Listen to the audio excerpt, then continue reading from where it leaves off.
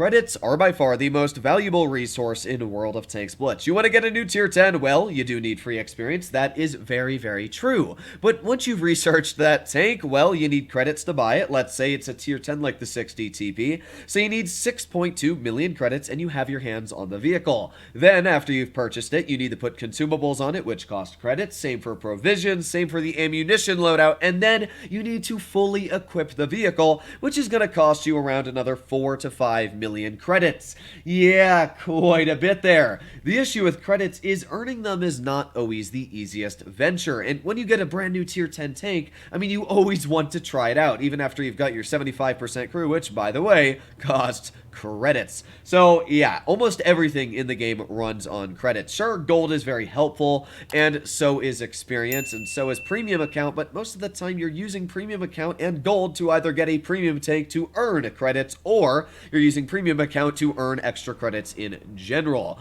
So what are we going to be doing in today's video? Well, as we all know, in update 8.5, which is this update we are currently in, at least for the first 2-3 weeks, Wargaming had a bit of an oopsie, and it had to do with the new credit economy changes in World of Tanks Blitz. Basically, you could win a battle and lose credits. In fact, my last credit economy video, I played in this tier 10 heavy tank, the Polish 60 TP, and even with a victory that was over 3,500 damage without firing really any premium shells, we lost credits, which is just stupid when you think about it. So, we are going to be doing the same thing in today's video and testing out Wargaming's new, implemented, and improved credit economy system.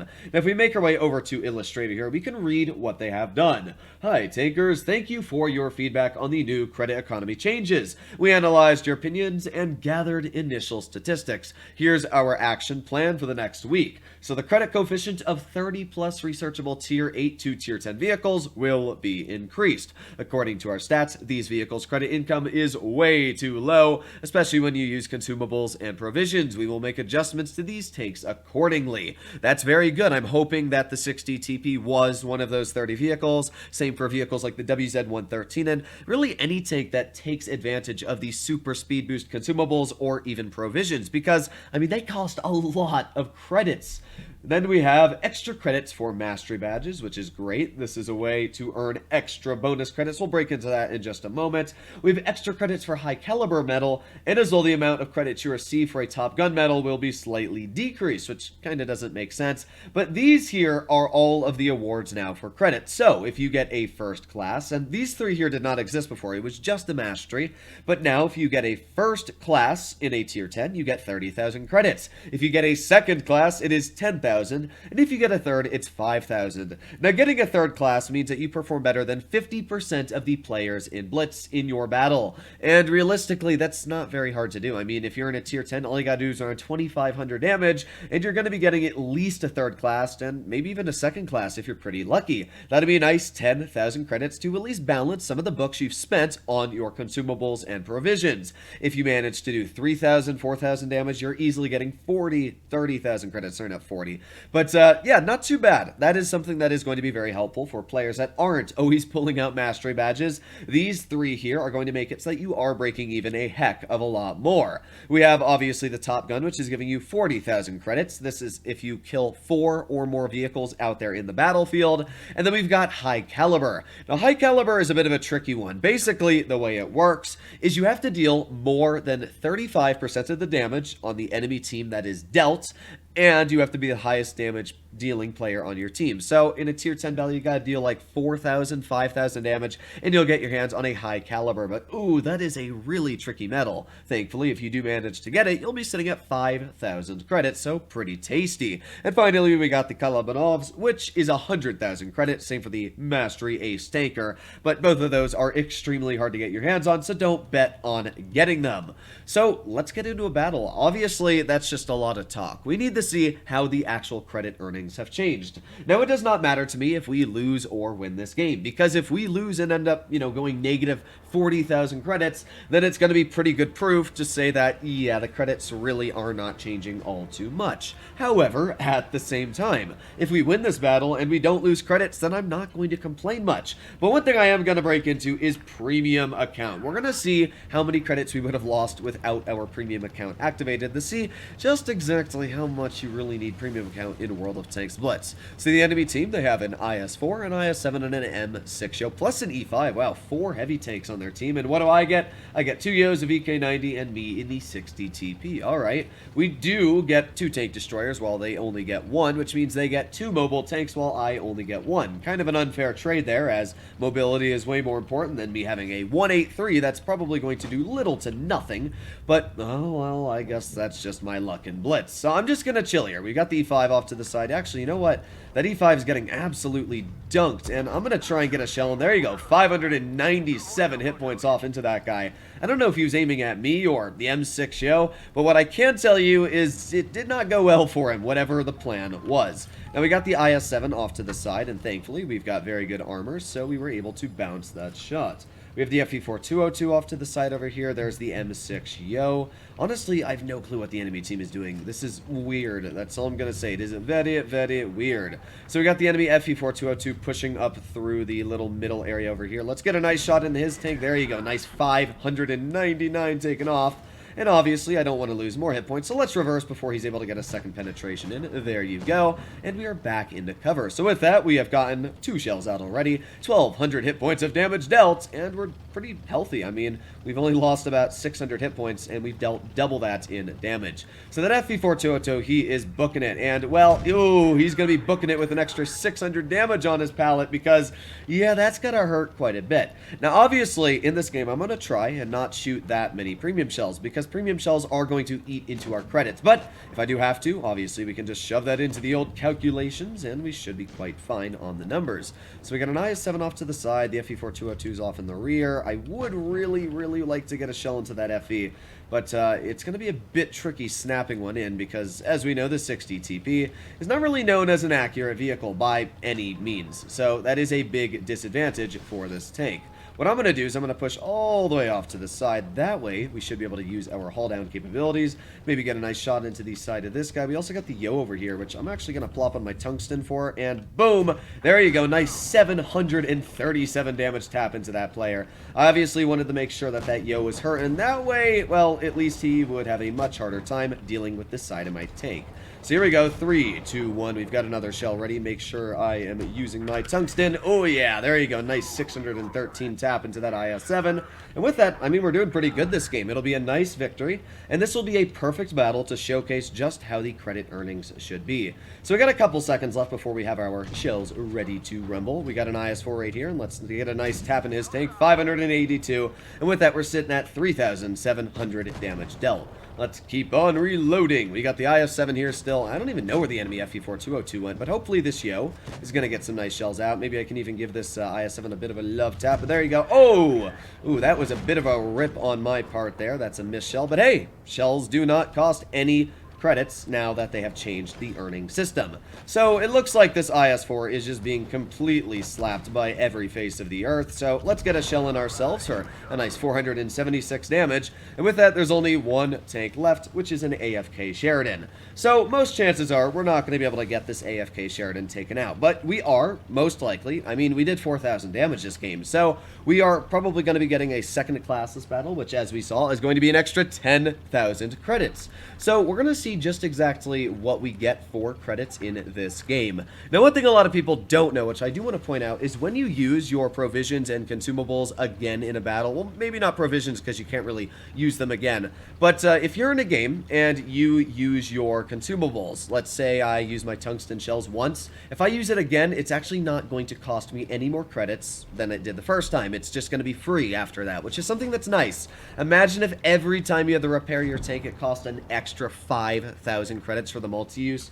Oh my god, that would be painful. But here we are, the battle has ended, and let's see what we get. Now, obviously, I am running a premium account, but no credit boosters whatsoever, and we made 12,000 credits. So if we make our way over to the detailed, and we go to credits, so we got 10,000 credits for our second class, and with that aside, we earned 42,000. So realistically here, we lost, oh wow, a lot to ammo, actually, 12,000. We lost 11,000 of consumables, 14,000 of provisions, and another 2,700 to my camouflage resupply. So obviously, the good news is that credits are actually tangible and able to be earned in World of Tanks Blitz, even at Tier 10. If you are a somewhat okay player at this game, and you are able to pick yourselves up even a third class, with a third class this game, we still pretty easily would have earned ourselves around 7,000 credits. So I don't think that's bad. As long as you are breaking even in Tier 10, I think that is fine. We tested out with Tungsten, I fired a couple heat shells, used my repair kits.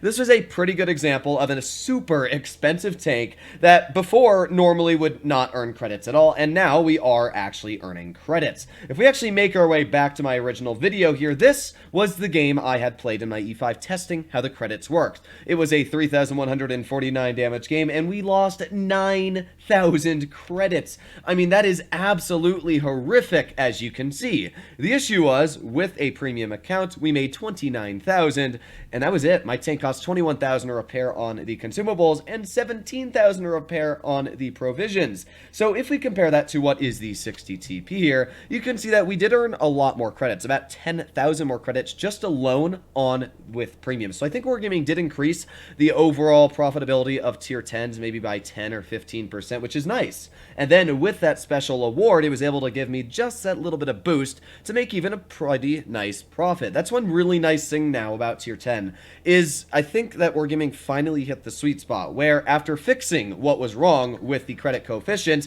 if you are a really good player, you can get really rewarded. A good example of this would be a game I played in my T44-100. This was a 2,495 damage game, nothing incredible, but I mean this battle alone I was able to earn 65,000 credits, which isn't anything great, but let's pretend you play a really good game in the T44-100. Well, this battle here was 4,000 damage, and because of that I was able to earn 127,000 credits because I picked up a high caliber and as well a mastery badge class 1. So as you can see, we go over to credits and I made 48,000 just with my special awards, plus 115,000 just earned on the tank. I mean, that's insane. So the good news is that if you are a good player, this new credit change, and finally after they fix the profitability, you are going to be earning way more credits than ever. And for players that might not be the best at the game and are just trying to get the hang of things, grapple along, the great news is that, well, Wargaming seems to have balanced it out. If you are decent at the game,